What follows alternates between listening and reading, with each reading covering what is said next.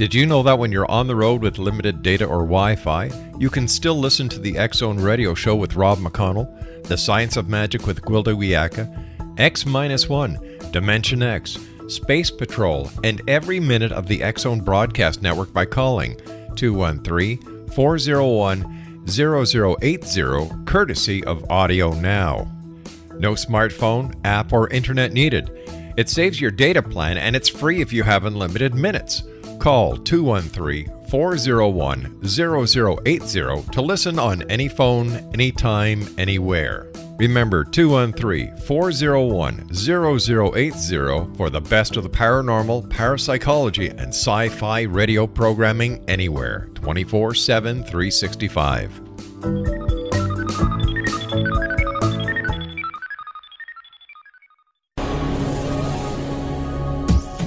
This is the X-Zone Broadcast Network, broadcasting worldwide on broadcast affiliates and satellite program providers, including CNN Broadcast Network, Sirius Satellite Network, Star Media, Good News Radio Network, Angel Broadcast Network, Wiki Broadcast Network, and WPBN TV. For more information on the X-Zone Broadcast Network, visit us at www.xzbn.net.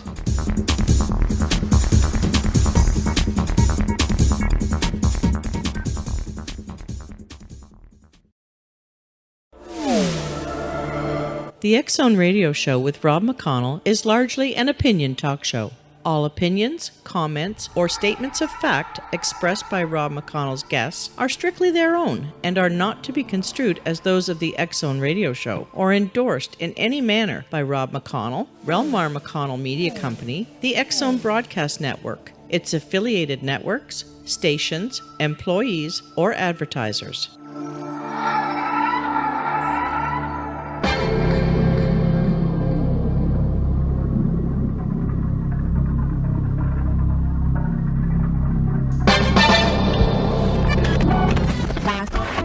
All Hit Radio.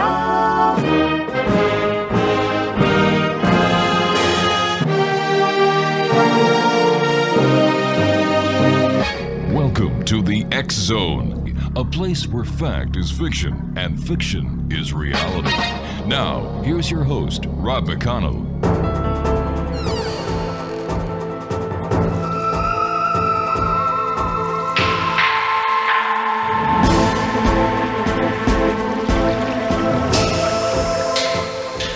And welcome to the X-Zone, everyone. I am Rob McConnell. We're coming to you from our broadcast center in Hamilton, Ontario, Canada. If you'd like to check us out on any of the social media sites, X-Zone Radio TV, our main website is www.xzoneradiotv.com, and we're coming to you around the world on the X-Zone Broadcast Network, Radio X, Talkstar Radio Network, and our growing family of broadcast affiliates and satellite programming providers. My guest this hour is Frank DeMARCO. He is the author of 10 books rooted in 25 years of psychic exploration, including The Cosmic Internet, Afterlife Conversations with Hemingway, and The Sphere and the Hologram. Since 2005, he has been actively engaged in an ongoing series of conversations with various non-physical beings, including historical individuals, past lives, aspect of personal guidance, and a generalized group that he calls the Guys Upstairs. Joining me now is Frank DeMARCO. And Frank, welcome back to the X-Zone. Congratulations on your new book. Well, thank you, Rob. It's always a pleasure to be back. So what have you been up to since you and I last talked? Well, let's see. I'm writing a novel now, and I'm 89,000 words into it, and it has no end in sight. Wow. So I was listening to your intro to me, and it makes me sound even weirder than I seem to myself. Oh, you're not weird. You're perfectly normal within these four walls and these radio airwaves, because this is a place where, you know, fact is fiction and fiction is reality. And speaking about that, what was your personal opinion of yesterday's stunning historical upset in the United States when, from out of nowhere, Donald Trump kind of flipped everything over? Well, I actually had gone to sleep beforehand because I wasn't really going to, stay up for it. Mm-hmm. And so I woke up at 4 o'clock in the morning, and I found out that Trump had won, and I thought, well, okay, now what? So I decided I would talk to the guys upstairs. Yeah. And I did, and I did that for about an hour. The way I do that is to talk I'm actually writing in my journal. I'll come up with a question or a statement, and they'll respond to it back and forth. Then it took another hour to transcribe all of that onto the computer, and I sent it out to my friends, and I put it on my blog and on Facebook and all. And let me tell you just one thing they said here. I thought you'd ask a question like that. So let me... well, that's because you're psychic. Well, as I told you before we went on the air, you've got to be psychic if you're alive and breathing. It's not really a choice. I said, this is toward the very end of it. They said, okay, let's take one more stab at making things clearer. You all tend to think you are on this side or that side as if you were teammates. But a team in a game has only one aim, to attain a victory by outscoring the other team. Mm-hmm. This is the aspect of politics that expresses on election night. But life is not a sports competition, and people do not divide neatly into teams with undivided interests. Each of you is on different teams depending on the issue, or rather depending upon which deeply held values are brought to the fore by a given issue. This is the aspect of politics that leads to bitter accusations of betrayal in the years of governing after election night. And I said, I get that life goes on, but I sense that I missed something. Remember your real lives, not your projected ones. Life is always individual and personal, not collective and abstract. You may participate in the collective and the abstract, but you do not construct your abiding soul that way. Your life is your choices, not your elections. And I said, nice play on words. You've done this before. And they said, we have good writers. And I said, why, thank you. But that was their take on the election in general, that anything that happens always sets up a new situation, and every situation has opportunities and dangers. You know, they're not rending their garments upstairs, as far as I can tell. Mike Silver, who owns Just Like Sugar, taught me a very important phrase many years ago. There's no I in the word team. Well, I've heard that many times. I actually almost kind of object to the idea of teams in a sense, when it leads people to forget that we're all in the same, not only physical reality, we're in the same political division and all that. You know, teams. I've always had a problem with competition. It's important, but it sometimes drowns out things that are more important. Frank, stand by. You and I have to take our first break. X-Zone Nation. Frank DeMARCO is my special guest this hour, a good friend of the X-Zone. If you'd like to find out more about Frank, www.ofmyoownknowledge.com, and on Facebook, frank.demarco.10. That's the number 10. So that's frank.demarco.10. And Frank and I will return on the other side of this break as we continue here in the X-Zone from our broadcast center in Hamilton, Ontario, Canada. Don't go away now.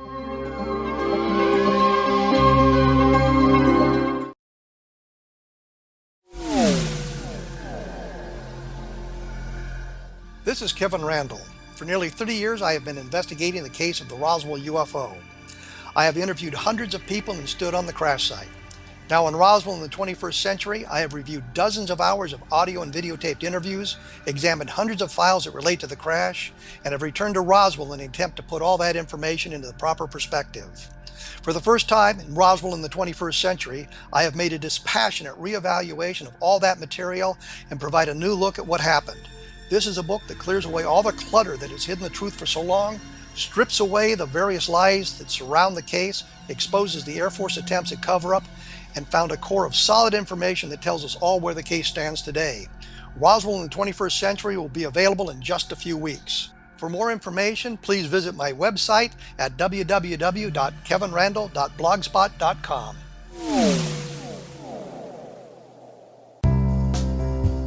Gibbs A. Williams, Ph.D., is a practicing psychoanalyst, supervisor, researcher, and author in New York City.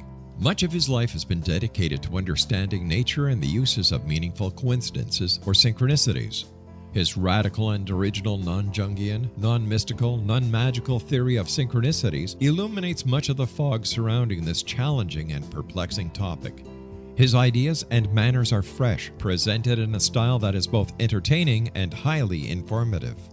He is also an expert on crisis intervention, specially focused on violence reduction for the police and citizens, mastering anxiety, frustration, and stress without the use of medication, and effectively preventing and treating heroin addiction. Dr. Williams can be contacted at his email address at gwwilliamsny11@aol.com or visit his website at www.drgibbswilliams.com.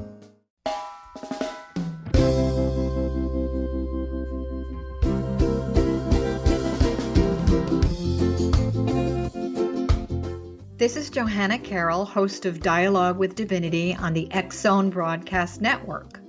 While walking along Kaanapali Beach in Maui this past year, I kept discovering all these shells and coral in the shape of hearts. My dialogue with Divinity was very simple. Do you want me to do a retreat to heal people's hearts in Maui next year? And of course, the answer was yes. As a master spiritual teacher, I am offering you a neat retreat called Rise, May 8th through the 12th, 2017, and the chance of a lifetime to rest at a 5-star resort for 5 days and experience a spiritual renewal of your heart and soul. Kaanapali is one of the top 5 beaches in the world. This stunning resort has undergone a $40 million renovation. I walked the entire property, checked out the room choices on your behalf, and I must say it is stunning. Our conference room faces the ocean with sliding glass doors. Maui is known as Mother Maui because it is a soft, gentle, healing energy. In the embrace of Mother Maui, you will feel yourself rising from the limitations of an ordinary life to an extraordinary journey of peace, bliss, and harmony. A greater sense of clarity. Our Rise retreat ignites renewal in the sacred elements of air, water, earth, fire, and wind. There's plenty of free time to enjoy all that Maui has to offer. A small deposit is required now to reserve your space, as this retreat, it will sell out. For more details, please go to johannacarroll.com and register today. Aloha, and I'll see you in mystical Maui.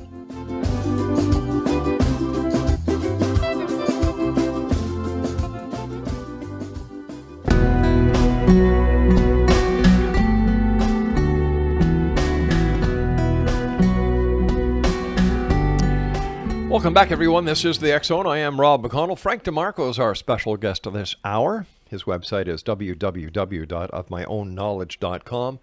And on Facebook, frank.demarco.10. That's the number 10, 10.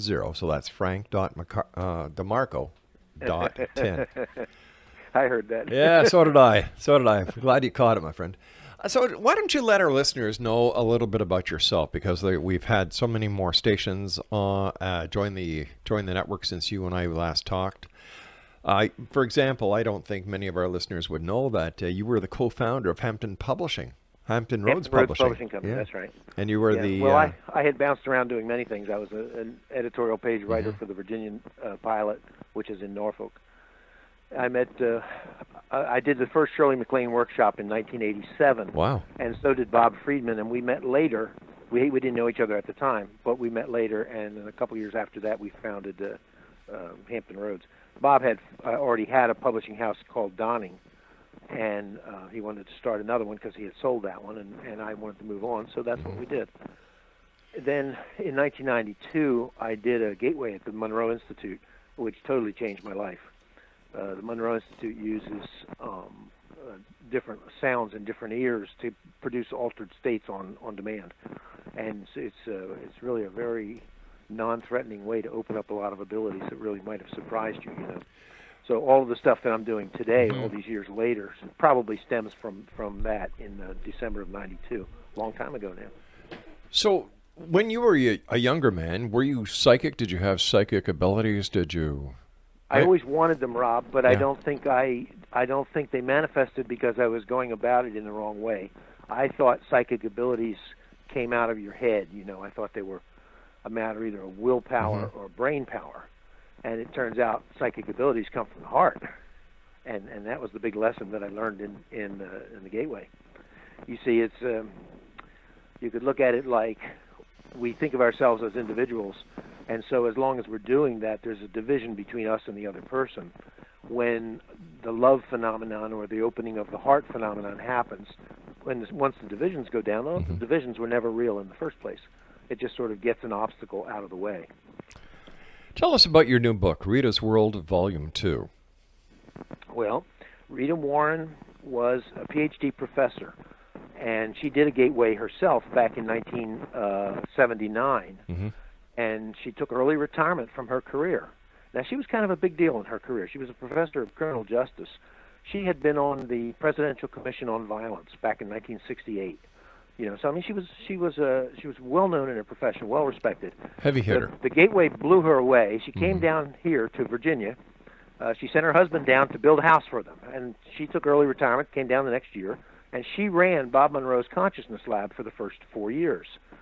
So she developed all the protocols on how to deal with people in altered states to try and help them get answers to their questions. Well, when they didn't have questions, or when they had already answered theirs and they still had time, she had questions, and she wanted to know, what's the other side like? What's it like after death? What's the purpose of life? All the questions everybody has, and couldn't get good answers to them. It was very interesting. She said they would say, well, it's hard to explain. It's everything. There's no problem here. Everything's fine. She got really frustrated. Sure. And she retired 4 years later in 1984. 16 years later, I met her in the year 2000, and I did a series of sessions in the what I call the black box at the Institute, which is it's the same sessions that she used to proctor, only in this case it was Skip Atwater.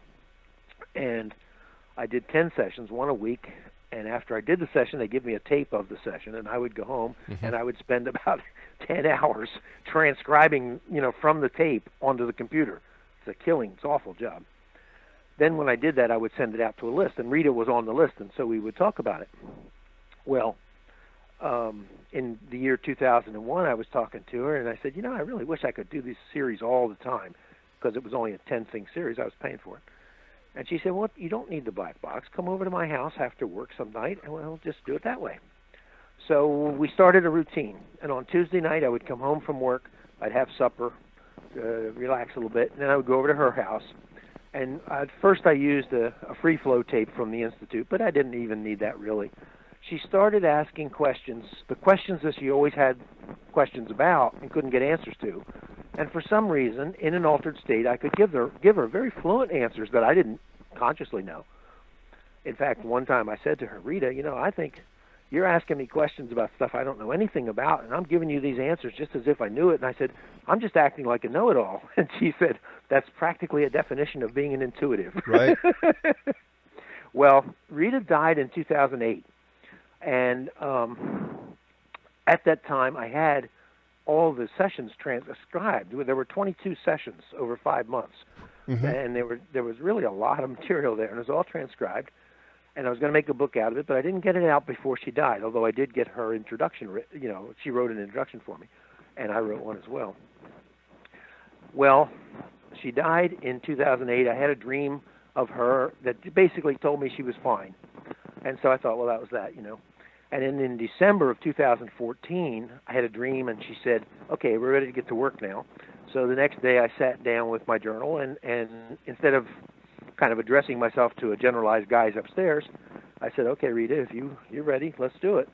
And that's what happened. For the next 6 months, almost every day, with 1 2-week exception, I sat down in the morning. She would come in. We would work for about an hour and a quarter, and then I would transcribe it and send it on. And sent Bob Friedman, the manager. Bob has another company now. He founded his third publishing house called Rainbow Ridge Books. And Bob wanted to publish it, but he said it's too much. Let's do it in two volumes. So we did. The first 3 months were published last year, and these 3 months were published in this last September. Now, when you would you let me say one more thing. The unusual thing about this, I think, is that she and I knew each other in the physical. She had the questions in the physical. Now she knows what the questions are and how we can't see right or can't make sense of it.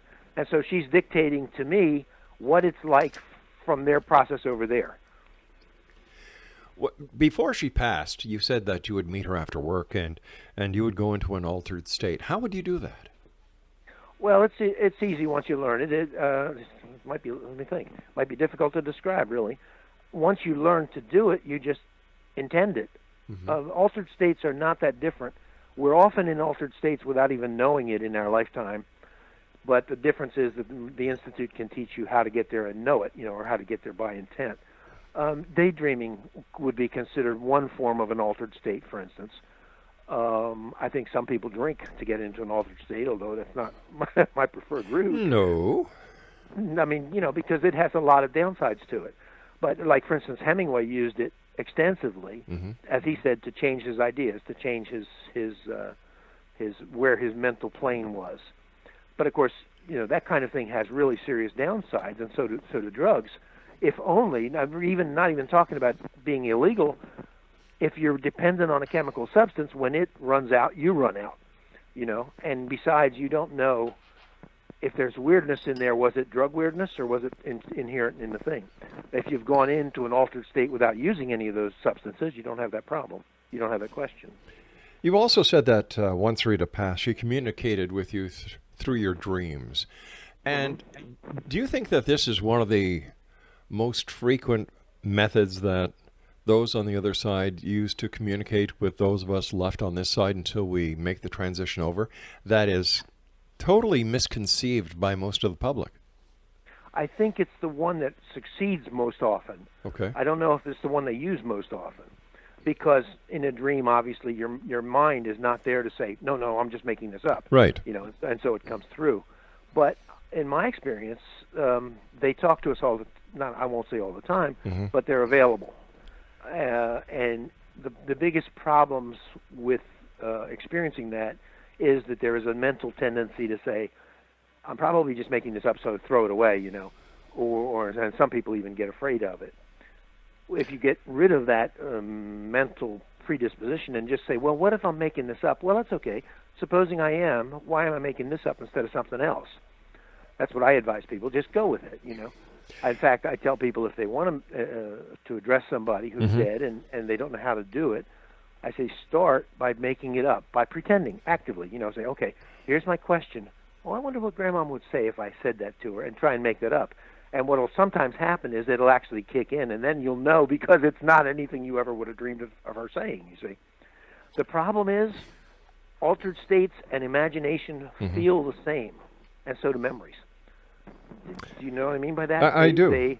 Okay, good. Now, you say the guys upstairs. Who are they? And how did you meet? Well, I met the very, very talented psychic many, many years ago. In fact, just before I went to Gateway. And she would talk about her guys upstairs. And I much later, realized she was talking about specific individuals that she knew. And she was just collectively calling them the guys upstairs. But I, fortunately, misunderstood. And I thought that was her just saying, well, I'll talk to whoever's there. That turned out, Rob, to be very, very valuable to me, because one of the problems that we have is we try to identify who's on the other end of the line, and especially if you try to prove something, it can't be done that way. First you have to perceive, and then you can validate, but you can't demand validation ahead of time and get anything, because you see it's a two-part process. It's first you perceive, right, and then you validate. First you perceive, but as soon as you're doing one, you've stopped doing the other. You can't be done at the same time. Is it possible to connect with the wrong guy upstairs like it is possible to dial the wrong number? Well, I don't know. I've said to people that I think the major variable here is you're being in emotional resonance with the person. So if I were to get, say, Adolf Hitler, I think I'd worry more about what I was doing on that wavelength than on getting him accidentally, if you see what I'm saying. It wouldn't so much be an accident it wouldn't be an inadvertence. It would be, what am I doing on a wavelength that identifies with Adolf Hitler? I don't, to make a shorter answer, you don't have to worry about that. I don't believe you'll connect with people that you have some connection with already, some emotional connection, possibly an intellectual connection, but I'm firmer on emotional or vocational or avocational shared interests. That'll do it. Why do you think there's still such an intense interest in the paranormal after all these years, Frank? I think because the mainstream is still in this materialistic bent, where it basically says your life doesn't mean anything, and even if it did, once you're dead, it's all over. I don't know that people say that in so many words, but I think that's sort of understood in the culture. Go for the gusto and all this other stupidity. People need meaning in their life, and they know intuitively that life is not meaningless, but they can't necessarily figure out what it is. If they're religious, and if their religion works for them, they get it that way. But if they can't, if their religion if the religion they were raised in, or maybe came to, or whatever, doesn't match their needs, they can't force themselves to make it match their needs. So some people shop from place to place, trying to find a religion that'll work, and sometimes they do, and sometimes they don't. But I think that this is an area that is of particular interest to people who have a spiritual hunger, but they have no ability or tolerance, I'm not sure which, to do it within a religious framework. Frank, stand by. You and I have to take a short break. X-Zone Nation, Frank DeMARCO is our special guest. His new book, Rita's World Volume 2, is now out. For more information about Frank, visit his website, www.ofmyoownknowledge.com, and on Facebook, frank.demarco.10. That's the number 10. So frank.demarco.10. And Frank and I return on the other side of this break. Don't go away. Did you know that when you're on the road with limited data or Wi-Fi, you can still listen to the X-Zone Radio Show with Rob McConnell, The Science of Magic with Gwilda Wiyaka, X-1, Dimension X, Space Patrol, and every minute of the X-Zone Broadcast Network by calling 213-401-0080, courtesy of Audio Now. No smartphone, app, or internet needed. It saves your data plan, and it's free if you have unlimited minutes. Call 213-401-0080 to listen on any phone, anytime, anywhere. Remember, 213-401-0080 for the best of the paranormal, parapsychology, and sci-fi radio programming anywhere, 24/7, 365.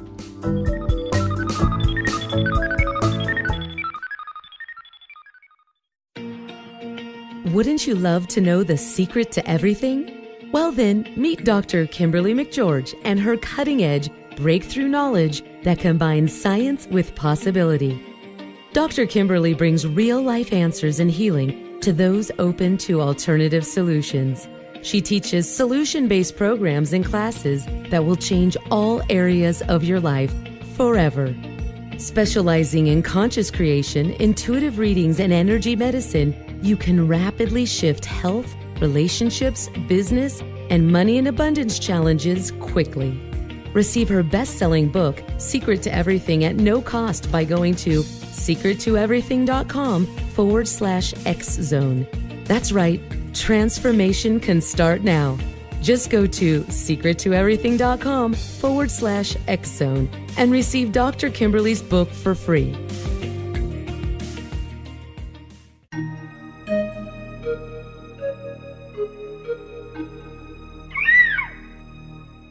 While science pursues fact, magic accesses the quantum level, bridging random facts to form truth.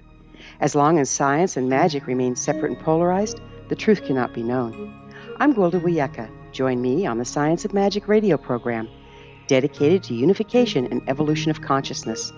During each episode, I'll be speaking with experienced and respected scientists and mystics.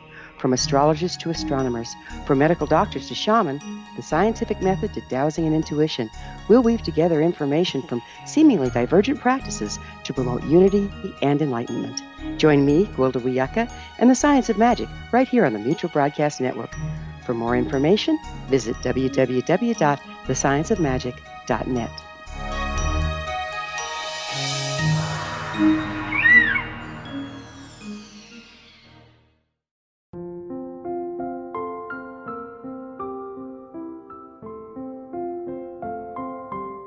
I am Dr. Carl O'Helvey, founder, president of a new cancer foundation focusing on evidence-based physical, mental, and spiritual interventions, including natural cancer cures, prayer, meditation, affirmations, nutrition, and other related holistic cancer prevention and cure modalities.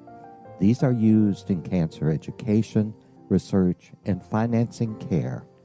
I ask for your help to continue this important work by donating at www.holisticcancerfoundation.com.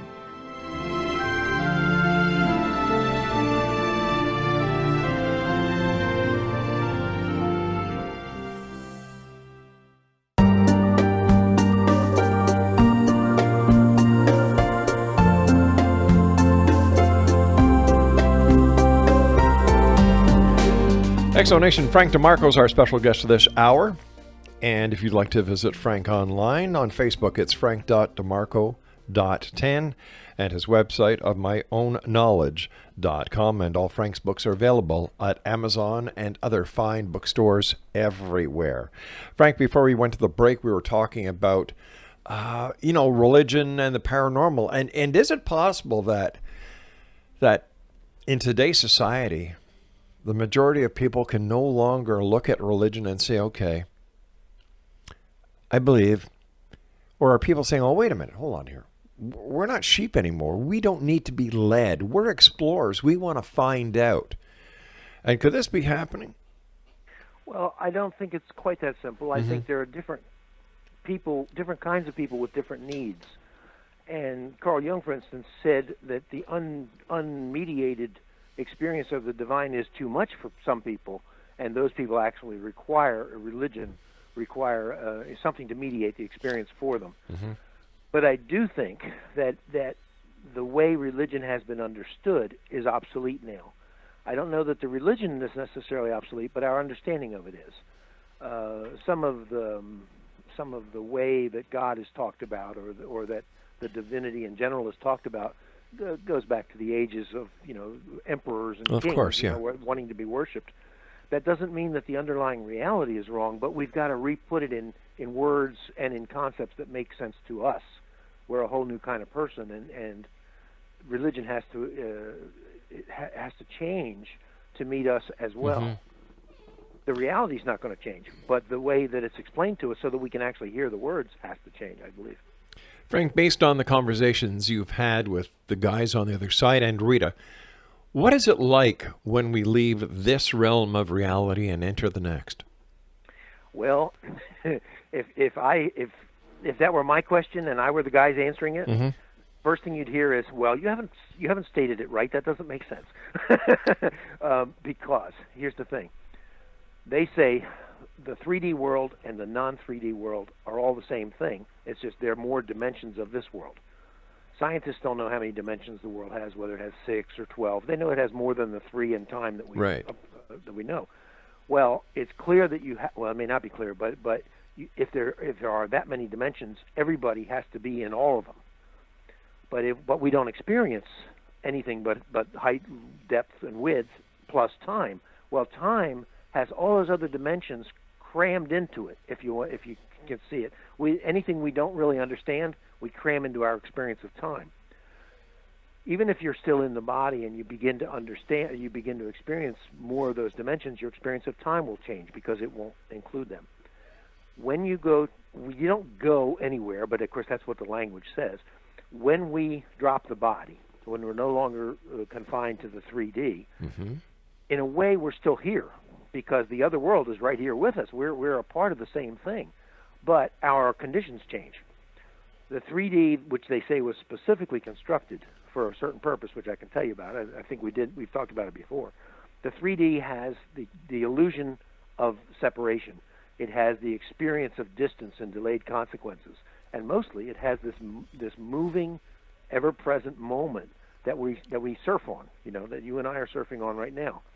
So you and I physically cannot go back a few minutes to when we began this conversation. That's true. Mentally we can, because the mind lives in the non-physical. It's actually they say the mind is actually in the non-physical, and it communicates with us through the brain, which is in the physical, obviously. Once you drop the body, what you do, you haven't necessarily gone anywhere, but what you've lost is the limitations of that ever-present moment pulling you around. Apparently, once we've escaped this part, time to them is like space to us. They can pick up and go and move by choice where they want to go. So, like if you're on the railroad, if you go towards Cincinnati, that doesn't mean that Columbus just disappeared. It's just it's behind you, But they can go where they want to go on the railroad. We're carried along in one way at one time. That doesn't sound very clear to me. I hope it's clearer than it sounded. So, once again, a very simple question for you that I'm sure you've asked the guys upstairs as well as Rita. What is the real purpose of life? Why are we here? Well, they have a very good answer for that, and they say that the reason the 3D was constructed was so that we would be in just this situation that we're in, where we're stuck in the present moment. We have a series of threads that were put together in one time, in one place, and they said, okay, here are your possibilities, now live them. And by the way you choose throughout your life, you form what they call your habit pattern. The life, the soul, the mind that we are, gets formed by your life. So if you live choosing love all the time, or if you live the same life choosing love sometimes and not other times, or if you live the same life saying, me first, everybody else a long way second, those are going to be three very different kinds of souls that are there at the end. What we are, our mind, our soul, is in the non-physical. It stays in the non-physical after we're no longer in the physical, and that is our contribution to the world. The non-physical world apparently continually, how should we say, grows. It gets more complicated by each one of us joining it. Okay, so you could look at the non-physical as a whole collection of individual minds that cooperate, or you could look at it as one big mind with individuals that used to be individual. Either way, those minds have been formed here in the physical. That's what we were doing here. So do we come back? Is reincarnation real, or is reincarnation a perception that we humans in this three-dimensional world put together in order to try and better understand what the next step is? The second is closer. The thing is that the problem with that is they say that we think of ourselves as individual, and so our idea of reincarnation is Rob dies and comes back in as Rob 2, or whomever. But that's not what happens. What actually happens is a whole collection of strands are put together and they live a life as Rob. When that body is dropped, when you're now in the non-physical, on the one hand, that habit system stays there because you're a permanent acquisition. On the other hand, all of those various strands can go to become strands in different new people. So you may have heard that many people think they were Cleopatra. Yes. Well, it's possible they all share Cleopatra's strand. They I also see. may be just fooling themselves. Is there a relationship between what you call strands and what others may call DNA? I don't know. I hadn't thought about that. I would say the closer connection would be, say there were 10 past lives, and each of those past lives went into your soul. So that's why you're more like a community than an individual. So we're a You may have collective. parts of your, A collective, a Borg. Yes, Yeah, I think so. They they wouldn't say Borg, but they would say that all of the universe, from the smallest to the largest, at any given level, it is a new individual that is formed of a community of the lower level, so that your functioning cells go together and they form a liver. Well, that's a new individual piece of those cells. Then the liver is part of a body, which is a newer, higher level of individual, and so on and so forth. Would we be able to say then that the guys upstairs are what we commonly call God? They wouldn't say that. The creators? Well, they're creators, but we are creators as well. I mean, that's part of our nature. Right. I think they would say, well, I have actually asked them that question in so many words, and they basically said that's above our pay grade. It sounds like they've got a sense of humor. Oh, they got a great sense of humor. In fact, I tasked them on it once, and they said, well, where do you think you got it? Love it. One of the things they've been pounding on for years is don't treat us with too much respect. Don't put us on a pedestal and think of yourselves as worms. It's a mistake. We're the same as you are on different terrain. And, in fact, we extend into the non-physical. I just said that our mind is in the non-physical. Yep. Well, this explains many, many things which we don't really have time to go into, but telepathy, precognition, lots of things. We can go into the past, we can go into the future, we can talk directly to somebody else who then goes down to its own 3D level. All of those things happen, I think, because we communicate actually on the non-physical level according to non-physical rules. So why are we so backwards? Why don't we use the knowledge that we apparently all have and progress as a species, as a group, instead of fighting against each other, trying to get on the top of the pedestal? Well, here's an interesting thing. All of the passions that we have and suffer from, and all of the contradictory values and the things that just really hate each other, all have their representative on the other side as well. So it isn't like they're all peaceful and loving and good and they all have the same values and we're a bunch of bums. We are, in a way, representative of them. And in fact, if you go back, here's an example of how religion can be really looked at. Religion has always talked about a war of good versus evil on the other side in heaven. You see, now they talked about angels and devils. That language is sort of dead to us. But the reality, when you look at it, could be very much more alive, and it would explain a lot of things. So would I be correct in saying that what happens here in this dimension, in this 3D dimension, is actually a training ground, a testing ground, a school of some sort? I wouldn't, I suppose it could function like that, but they would say primarily this is the ground in which you work to form who you are, and that's your job. You choose who you want to be, and you live it. They say that even the drunk who dies in the gutter may have succeeded very well because he might be holding together strands that basically hate each other, or that basically, can't be held together, and he barely did. Right. And that would be an achievement, which would be a permanent addition to the other side. They always have said to me, you can't judge even yourself, let alone anybody else, because you never have the data. And that certainly sounds like our life to me. You never have the data. Where did the guys upstairs come from? What's their origin? That's a question I've never thought to ask, Rob. I don't know.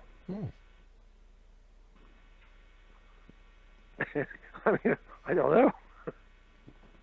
But wouldn't that be one of the first questions you want to know? I know if somebody... Well, apparently not, because I never thought of it. No. I'm just saying to my thinking this out loud.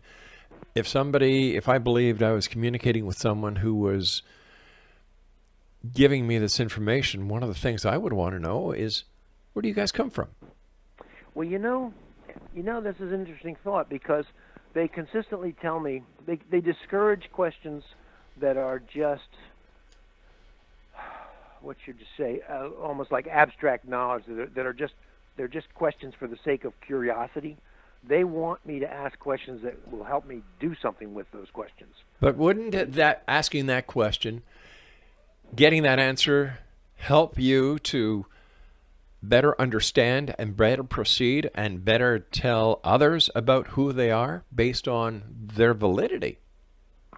Well, it's an interesting... I may ask the question now and see what kind of an answer I get. So if I get struck by lightning, it's your fault, right? Well, I wouldn't say it's my fault so much, Rob. I'd say it's my revenge. Does that happen to Canadians, too? Hey. I thought it was only Americans got struck by lightning. No. It all depends on who I talk to. Yeah, I can see that. You're in trouble then. All righty. You and I have to take our final break for this hour. X-Zone Nation, Frank DeMarco is our special guest this hour. And if you'd like to find out more about Frank, visit his website, www.ofmyoownknowledge.com. That's www.ofmyoownknowledge.com. And you can always follow Frank on Facebook.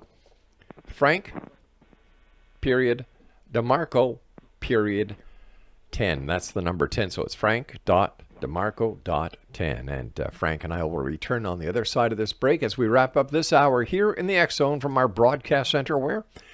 In Hamilton, Ontario, Canada. I always look forward to your emails, studio@xzoneradiotv.com. Don't go away.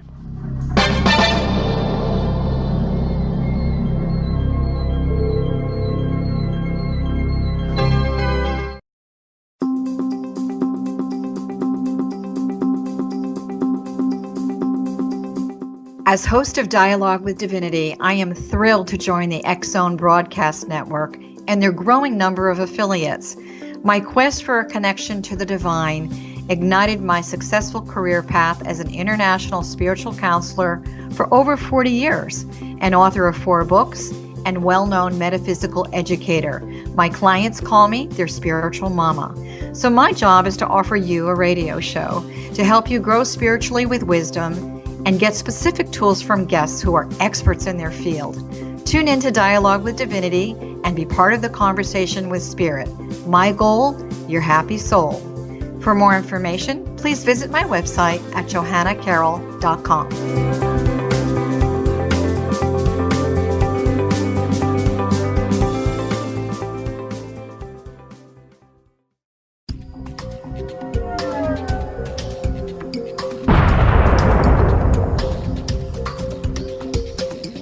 Coming soon to the X-Zone Broadcast Network is A Different Perspective with me, Kevin Randall, as your host.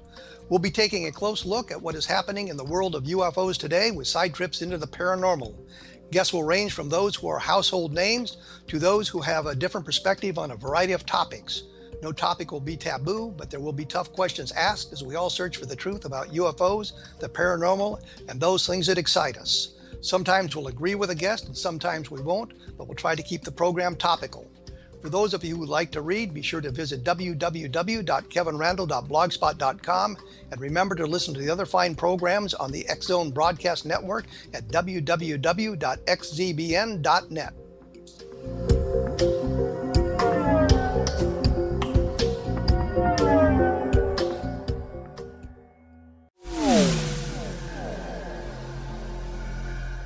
This is Kevin Randall. For nearly 30 years, I have been investigating the case of the Roswell UFO. I have interviewed hundreds of people and stood on the crash site. Now in Roswell in the 21st century, I have reviewed dozens of hours of audio and videotaped interviews, examined hundreds of files that relate to the crash, and have returned to Roswell in an attempt to put all that information into the proper perspective. For the first time in Roswell in the 21st century, I have made a dispassionate reevaluation of all that material and provide a new look at what happened. This is a book that clears away all the clutter that has hidden the truth for so long, strips away the various lies that surround the case, exposes the Air Force attempts at cover-up, and found a core of solid information that tells us all where the case stands today. Roswell in the 21st century will be available in just a few weeks. For more information, please visit my website at www.kevinrandall.blogspot.com.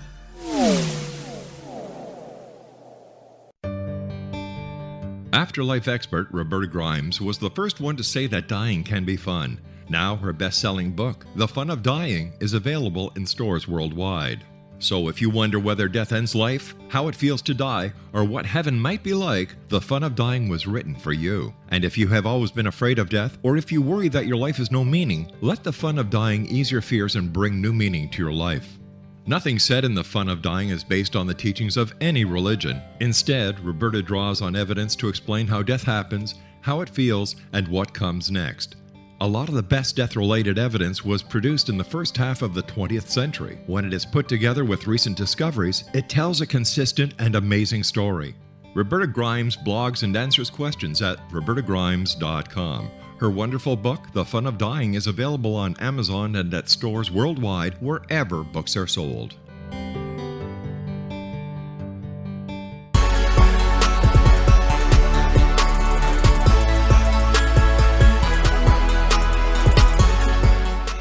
Exonation, Frank DeMARCO is our special guest. Frank is the author of 10 books rooted in 25 years of psychic exploration, including the Cosmic Internet. Maybe that's going to be the title of his next book, The Cosmic Intent. After Conversations with Hemingway and The Sphere and the Hologram. Since 2005, he's been actively engaged in an ongoing series of conversations with various non-physical beings, including historical individuals, past lives, aspects of personal guidance, and a generalized group that he calls the guys upstairs. If you'd like more information about Frank, his website is ofmyoownknowledge.com, and you can follow Frank on Facebook, frank.demarco.10. And I have to ask you, Frank, ofmyoownknowledge.com, where did the website come from? There was a woman named Joan Grant, an English woman in the last century, who discovered her ability to bring in stuff from past lives. Mm-hmm. And she wrote these books. And the first one was called Winged Pharaoh. And it became a bestseller before anybody knew it was channeled. They thought it was just fiction. Right. And she said that back in the ancient times in Egypt, the priesthood taught that I of my own knowledge tell you this. In other words, it wasn't something they just believed. It wasn't something they had been told. It wasn't something they wanted you to believe, of my own knowledge. And I was just thinking, well, that's what we need today. So I tried to just hold to only stuff that has occurred, that has happened to me, or that I have some reason to believe in. Hemingway. Tell me about your book with Hemingway, Afterlife Conversations with Hemingway. I'm a big Hemingway fan. Well, that one came as a real surprise to me.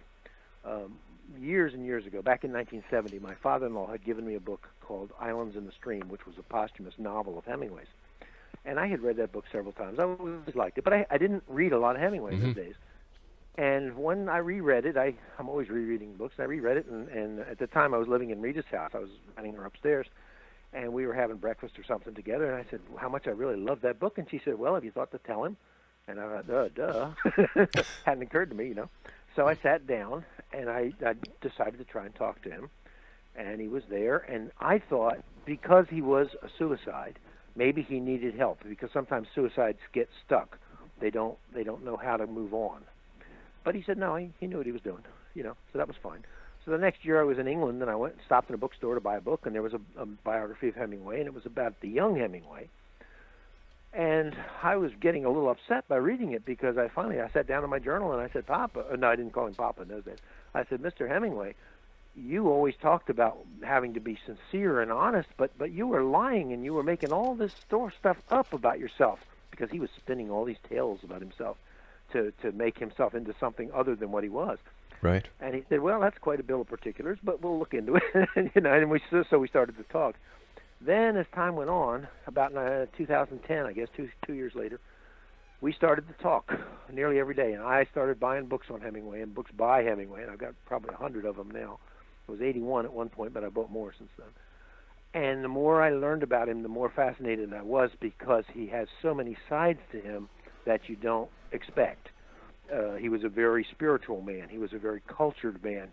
He was very like, he would go to the Prado in Madrid, and he would sit there in the afternoon just looking at one painting that was like a friend of his, and then he would go home again, you know. The parts of Hemingway that I don't relate to, the hunter or the fisher, I don't really get that in my interaction. And I don't think that anybody would ever get something they didn't resonate with. I'd be surprised. I mean, I don't really know. But the more he and I explored writing and the meaning of his life, after the book came out, two different people from different parts of the country told me that they had been approached by Hemingway. They were both psychics. They had been approached to ask, and he asked them to write the story, and they didn't do it. So apparently he went shopping for somebody who would do it, and I did. Some people dismiss it as fantasy because they don't know what's really possible to be done. You know, they think, I think, of somebody on the other side as being like a statue or a portrait, something finished. And they don't realize they're alive as we are. So I would watch, I was watching Star Trek reruns, and he was watching over my shoulder, so to speak, because when the next time we talked, he knew what I had been doing. This is one more example of the fact that our old ideas about these things need to be updated. You know, you aren't dealing with statues. You're not dealing with portraits. You're dealing with living minds that are perfectly able to talk with you. And then after you get the information, then it's up to you to use your discernment. You know, was I off track? Was I making that part up or what? But you have to do that in all your life. Now, can these living minds, can they materialize? Can they take human form and come back into this third dimensional realm that we live in? You mean other than by being born? Yeah. I don't know. Lore says that they do. You know, I mean, there's generations of ghost stories and stuff. But of my own knowledge, I have no idea. They can always be born. That's the easy way, or maybe the hard way. I don't know. But why would we want to come back again? Well, a lot of people really like it here. There are a lot of things I'm not making up my mind about, like karma. Right. And I think that people who talk about Earth as a school, I think that's overdone. But those are opinions, and I really don't know. I try to stick to what I really know. What about your own past lives? Do you have any? Can you share any of the experiences that you've had? I've found about 5, as far as I know. Mm-hmm. The most poignant was a girl who was half Jewish and half Polish, and she was killed or died at age 8 in the Nazi camps in 42 or 43. But there were others. There was a man who, perhaps my favorite. He was the first one I wrote a book about, Joseph Smallwood, although I don't think that's his right name. He was born in the 1820s in New England, and he went out to Oregon in the 40s. Then he came back, and he lived with an Indian family for a while. He had an Indian family. He was in the Civil War and fought there and died a little bit after that. And I think the first one to manifest in my life was an English journalist. He was actually Welsh, but he was considered English. He was an English journalist who spent a good deal of time doing psychic investigations without having any background to do it, which put him in an uncomfortable position, which is just the story of my life now. And I think all of my writing and all of my journalism comes from David. There's no telling, Rob. It's just what we think of as past lives might not even be quite as cut and dried as we think. What we're thinking of as past lives might just be other lives that we resonate too closely. There's really no way for me to know. What about and it doesn't matter. Mm-hmm. What about the perception of heaven and hell? Are they real, or are these just man-made places so that we can have a better understanding of our minute existence on this three-dimensional plane that we've been talking about? I think they're another example of us cramming into three-dimensional thinking something that's more than three-dimensional. I mean, heaven and hell don't have zip codes. They're not exactly places. Yeah. But a person who is totally isolated and totally self-condemnatory might experience that as hell. I really don't know. And heaven would be, I would assume. But you know what? I'm going to stop there because I don't know. Yeah. The only thing I know is this. All of the passions that we have, all of the good and all of the evil that we are, is on the other side. I would assume that all of the good would be one polarity and all the bad would be another polarity, but it's only an assumption. And as I say, I do try to keep to what I really know. From what we know, Frank, this is a binary existence that we're in. 0 and 1, up, down, in, out, right, left, heaven, hell, good, bad, and the list goes on and on and on. So there must be something to it. Well, that's certainly the conditions of physical life. Yeah. I had a friend once who is a Catholic priest, and he knew Hebrew as well as other things.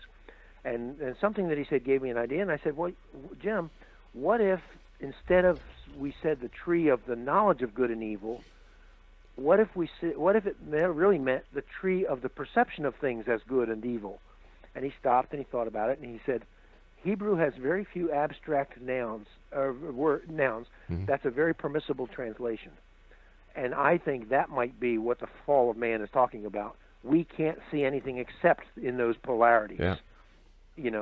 And that might mean the world is still much more different than we're able to see it, because we do cram everything into those polarities.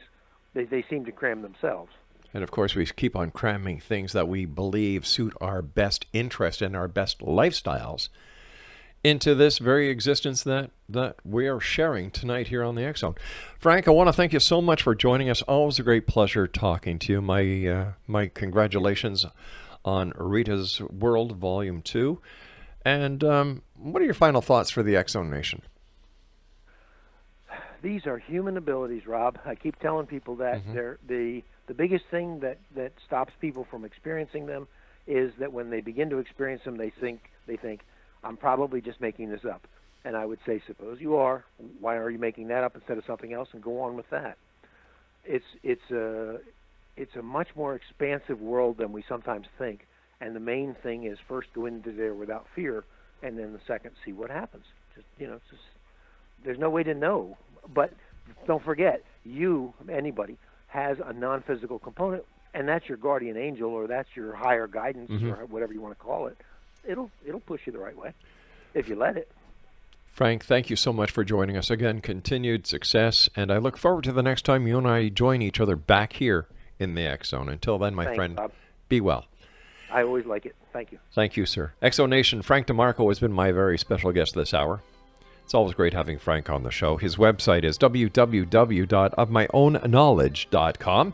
And you can follow Frank on Facebook, frank.demarco.10. I'll be back on the other side of this break as we continue here in the X Zone from our broadcast center in Hamilton, Ontario, Canada. Send me your email, studio@xzoneradiotv.com. My name is Rob McConnell. We'll be back after this break.